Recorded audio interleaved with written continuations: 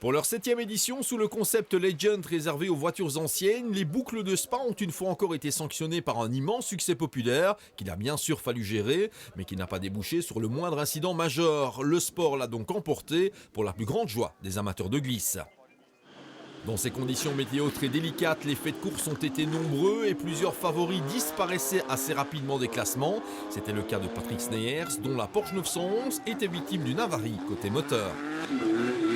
Champion du monde des rallyes en 1994, le Français Didier Auriol a rapidement pris la mesure de sa Ford Escort MK2 avant que sa boîte de vitesse ne le trahisse. Dommage. Guère de chance non plus pour Pascal Gabon, lui aussi engagé au volant d'une Porsche 911, battu par sa transmission au cœur de la journée. Au sommet de la hiérarchie, François Duval répondait bien sûr présent, faisant virevolter sa Ford Escort MK1 en groupe 4 arrivé d'Espagne. L'ancien pilote officiel Citroën en championnat du monde des rallyes faisait honneur à ses incroyables dons d'équilibriste pour mener les débats. Hélas, la belle aventure s'arrêtait en raison de soucis de transmission en vue de l'arrivée, encore raté pour Duval. Je pensais vraiment avoir une voiture pour gagner, malheureusement il manquait deux spéciales. Bon, je me suis bien amusé, j'ai fait le spectacle, donc voilà quoi, encore une défaite, mais bon, devant avant les problèmes, donc c'est pas mal. Duval out, la lutte pour la victoire allait se circonscrire entre 3 pilotes, dont Thierry Neuville. Au volant d'une Citroën Visa 1000 pistes groupe B, ne développant qu'une centaine de chevaux, notre représentant en championnat du monde des rallyes a été exceptionnel d'attaque et d'aisance. Il tombait finalement au combat peu avant l'arrivée, victime de sa mécanique lui aussi, mais le doute n'est pas permis, Neuville gagnera les boucles de Spa dans le futur. On était vraiment bien partis, on se jouait pour la victoire pendant toute la journée. Et ici, dans la dernière spéciale, il y avait 3 potentiels vainqueurs. Et on voulait vraiment bien faire. On est parti fort du départ, mais après 50 mètres, le moteur, il nous a lâchés et on a dû s'arrêter 200 mètres plus loin. N'ayant jamais remporté Spa, Robert Brogmans, l'une des icônes des rallyes belges dans les années 70 et 80, a sonné la charge jusqu'au bout au volant de sa Porsche 911. Il était lui aussi trahi dans le dernier tronçon, conséquence d'une crevaison au plus mauvais moment, et le pilote flamand de glisser au 3e rang final. Il n'en fallait bien sûr pas plus à Jean-Pierre Van de Hover et Eric Marnette pour réaliser un très vieux rêve, s'imposer aux boucles de Spa. Une fois encore, la course de Nos 22 a été exempte de toute erreur. L'incroyable niveau de préparation de sa Lancia Beta Monte Carlo Groupe 4, assurément pas la voiture la plus puissante du plateau, a fait le reste. Attaquant jusqu'au bout, le citoyen de Stambert et son écuyer Teutois ont signé une victoire qui restera dans les annales.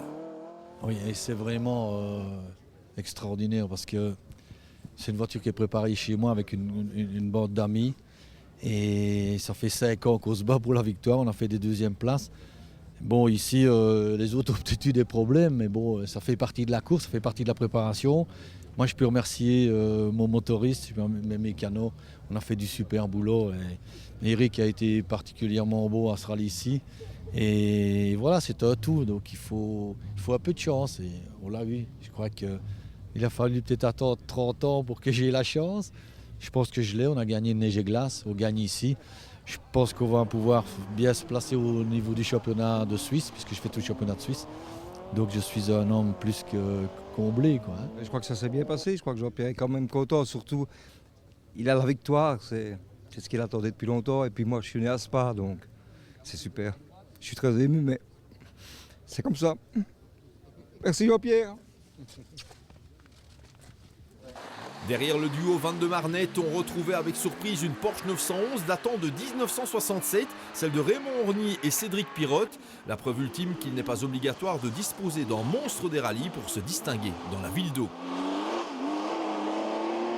De cette très belle édition 2012, on retiendra encore la prestation 3 étoiles du vétéran suédois Björn Valdegarde, copiloté par Stéphane Prévost, au volant de cette spectaculaire Ferrari 308 GTB Groupe 4. Le bolide est à l'arrivée et ça, personne n'y aurait nécessairement cru avant le départ.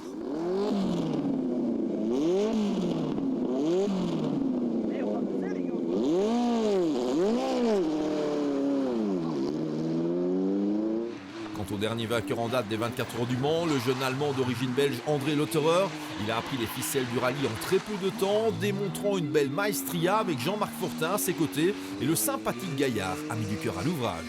Mission accomplie, donc je suis content. Mon premier rallye, je l'ai terminé. C'est sûr que c'est pas évident. Les conditions étaient très difficile, avec la boue, ça glissait beaucoup. Et en début de journée, j'ai un peu de problème avec la commande de boîte. J'avais du mal à passer la 3, c'était un petit peu frustrant, mais après, le team, ils ont réparé ça. Et après, je commençais vraiment à bien m'amuser. C'est vraiment une super belle expérience pour moi de pouvoir faire ce rallye, c'est génial. Les nouvelles sont beaucoup moins réjouissantes concernant Bertrand Baguette, sorti violemment de la route au volant de cette Ford Escort MK2 Groupe 4. Verdict, clavicule cassée à un bien mauvais moment de la saison. Signalons encore la victoire dans la catégorie classique de la Lancia Fulvia, un lead 6 HF de Michel Orny et Yannick Albert, qui remporte au sprint la compétition à 50 km/h de moyenne.